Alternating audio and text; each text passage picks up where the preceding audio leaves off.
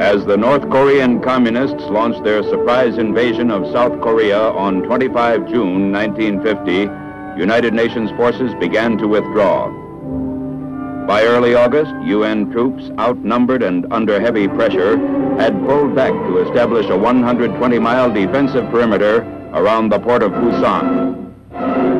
The problem that faced the United Nations commander was how to utilize his outnumbered forces so they could break out of the beachhead and take the offensive. Aerial reconnaissance had established that supplies and reinforcements for the enemy were being funneled along two main highways through Seoul, southeastward to the Busan perimeter. After estimating the situation and considering several possible plans of maneuver, General MacArthur decided to make an amphibious attack behind the enemy lines at the transportation and communication hub which centered around Seoul. With the enemy's supply line cut, the 8th Army would be able to break out of the Busan beachhead and launch a simultaneous attack from the southeast. However, before the amphibious attack could be launched at Seoul's port city, Inchon, high-level conferences were necessary. In mid-August, General J. Lawton Collins, Army Chief of Staff, and Admiral Forrest P. Sherman, Chief of Naval Operations, arrived in Tokyo to confer with General MacArthur and his staff. One of their main problems was the selection of troops to take part in the invasion, since the United Nations forces then engaged in Korea were sufficient only for the defense of the Busan perimeter.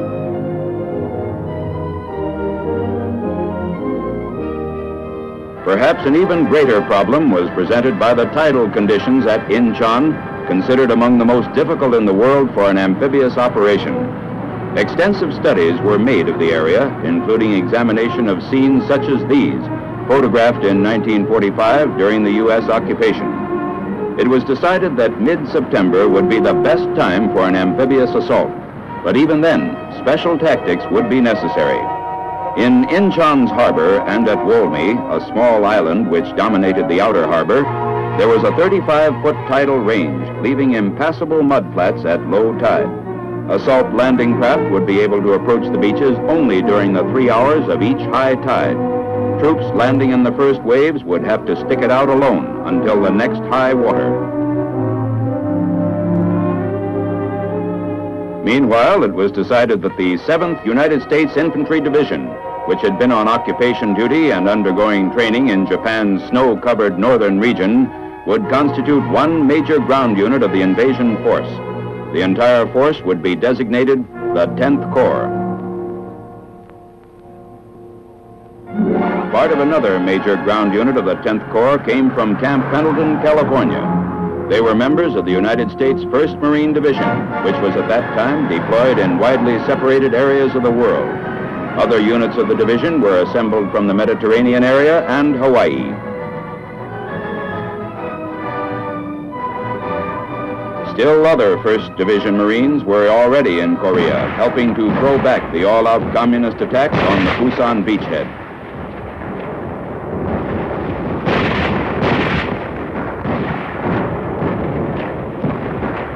Because of their combat experience, they were pulled out of the lines 2 weeks before the invasion to spearhead the attack on Inchon. While the invasion force was being assembled, B-29s and other planes of the UN Air Force were softening up the Inchon-Seoul area for the assault. North Korean defense positions were destroyed, and communist supplies and reinforcements from the north cut off. Ships and aircraft of the United Nations fleet joined in softening up the Inchon area.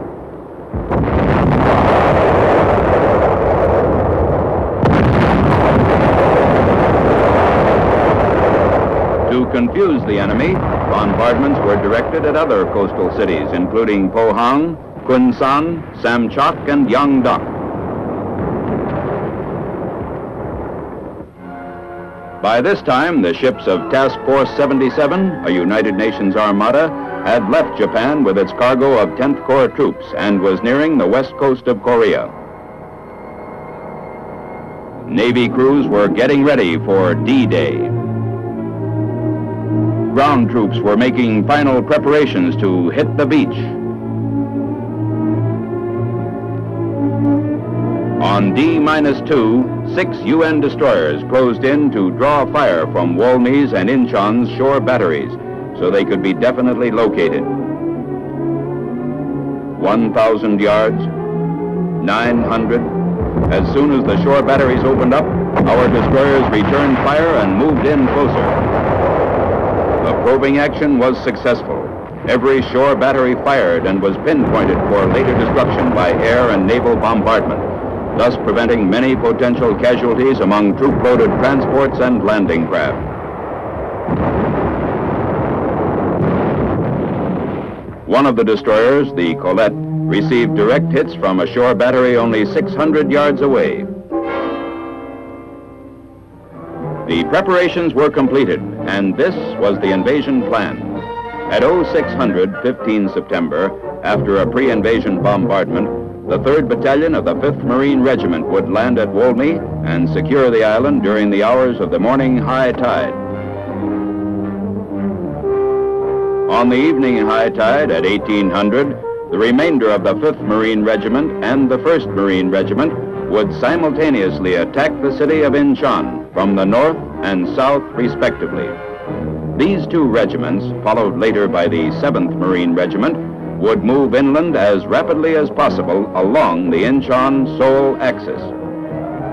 Their primary mission was to capture the city of Seoul. As soon as possible after the 1st Marine Division was ashore, the U.S. 7th Infantry Division would be landed through the port of Inchon, proceed east along the Inchon-Seoul axis, then turn south towards Suwon to protect the southern flank and establish a line against which the 8th Army could crush the retreating communists. The 1st Korean Marine Regiment would clear captured areas, and the 187th Airborne Regimental Combat Team would be held in reserve in Japan.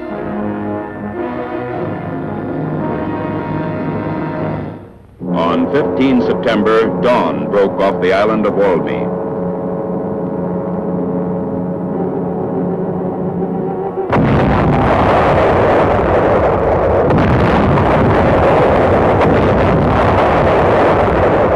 Guns of the 262-ship United Nations Armada began their point-blank preliminary bombardment. Tiny Walmey broke into flames as naval gunfire hit enemy ammo and fuel dumps. General MacArthur observed from the command ship. At 0630, the invasion began. 15 seconds before the Marines hit the beach, the bombardment was lifted at Walmey, but continued at Inchon.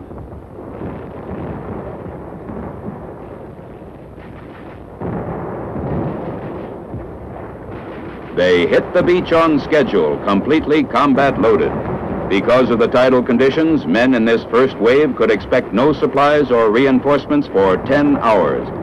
The island was defended by about 400 soldiers of the 18th North Korean Division, but with the air and naval bombardment, as well as close ground support by the 1st Marine Air Wing, only sporadic resistance was encountered. Communist troops, in a state of shock, surrendered after only light opposition. By the morning of 16 September, Inchon had been taken against light resistance. While the 1st Korean Marine Regiment cleared the city, the United States 1st Marine Division started toward the Han River, and beyond it, the former South Korean capital of Seoul, which lay about 20 miles from the Inchon beachhead. 4 miles out of Inchon, they passed burning Russian-made T-34 tanks.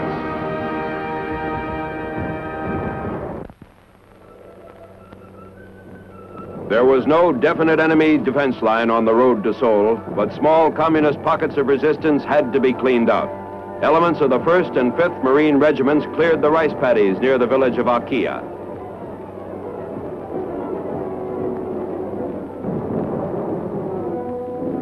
On 18 September, a launch neared shore between Inchon and Seoul. Aboard was General MacArthur. He was met by Major General Edward M. Almond, commander of the 10th Corps. As General MacArthur came ashore, he was greeted by Major General O.P. Smith of the 1st Marine Division. On this same date, troops of the U.S. 7th Infantry Division landed at Inchon.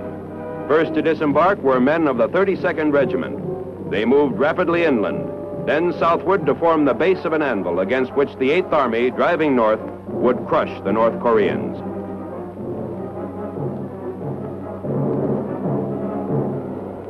Major General David G. Barr, 7th Division Commander, conferred with General Smith to coordinate Army and Marine action.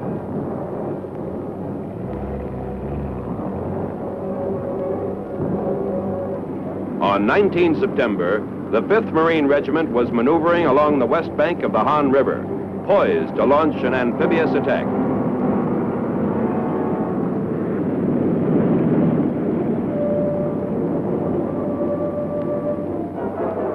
Red defenses were softened before the crossing was attempted.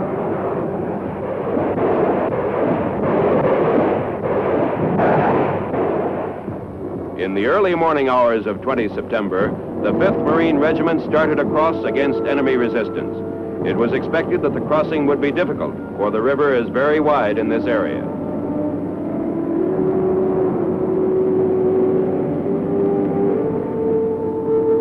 However, leading Marine elements quickly made the crossing. They rapidly established a 6-mile front on the far bank. By mid-morning, all opposition in the landing area had ceased, and remaining Marine elements crossed without difficulty.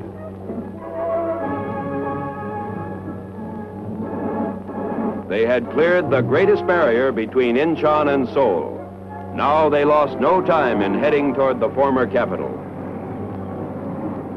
Meanwhile, far to the south, the 8th Army, led by Lieutenant General Walton H. Walker, broke out of the Pusan perimeter as Communist troops were cut off from supplies and reinforcements by the 10th Corps.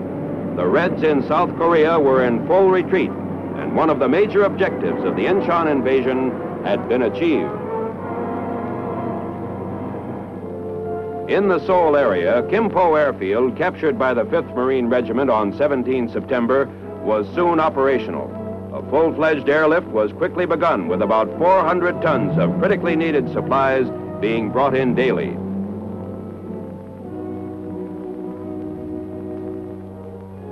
General MacArthur, arriving at the airfield after a frontline inspection tour, again conferred with his combat commanders. He discussed the tactical situation with General Almond. Held in reserve in Japan, the airborne 187th Regimental Combat Team was landed at Kimpo on 23 September, quickly rushed to a staging area, and ordered to proceed northward to capture the Kimpo Peninsula.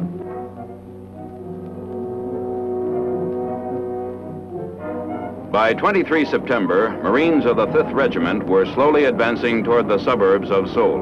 When resistance in the suburbs proved extremely heavy, the Marine commander decided to have the 1st Marine Regiment cross the Han in the vicinity of Yangdong-po, east and south of where the 5th Marine Regiment had crossed, then move them into the city through and south of the 5th Regiment's position.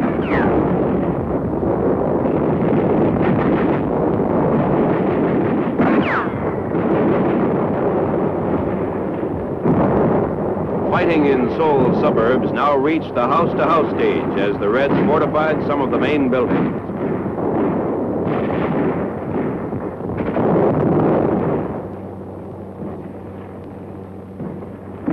On 24 September, with the Marines still meeting fanatical opposition, General Almond decided to speed the plan for the capture of Seoul by utilizing elements of the 7th Infantry Division to envelop the southern portion of the city.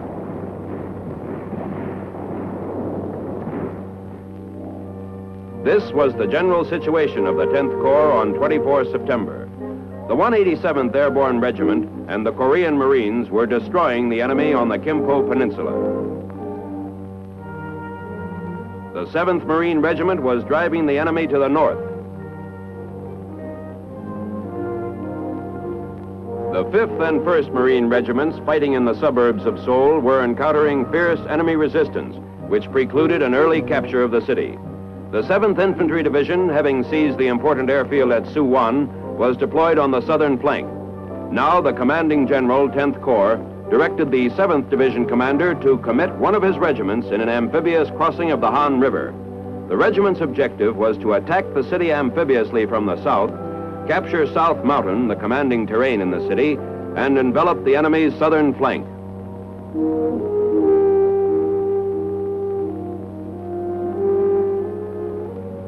The 32nd Regiment, 7th Infantry Division, quickly moved to follow General Ullman's new orders.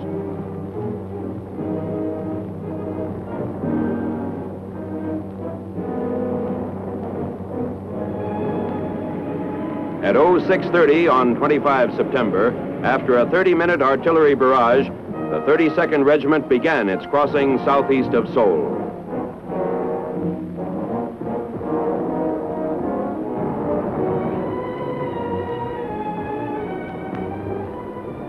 The infantrymen reached the far bank without serious opposition. However, a short distance from the river, they ran into heavy small arms and machine gun fire.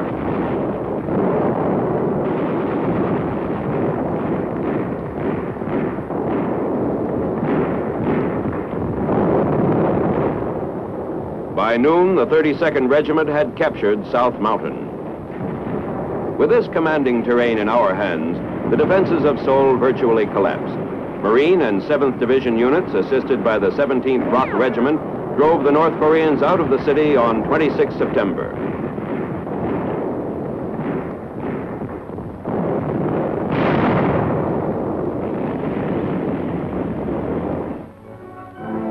On 27 September, 7th Division troops waited near Osan for a flying column of the U.S. 1st Cavalry Division. As these 10th Corps and 8th Army soldiers linked up, thousands of communists were trapped. The anvil and the hammer were joined. In the Republic of Korea's war-scarred capital on 29 September, General MacArthur participated in Seoul's liberation ceremony. To Dr. Syngman Rhee, South Korea's 75-year-old president, the UN commander restored the city. With the 8th Army moving through its position, the 10th Corps was relieved of all tactical responsibility on 7 October. In 22 days, it had completed its job in the Seoul area and was on its way to another amphibious operation.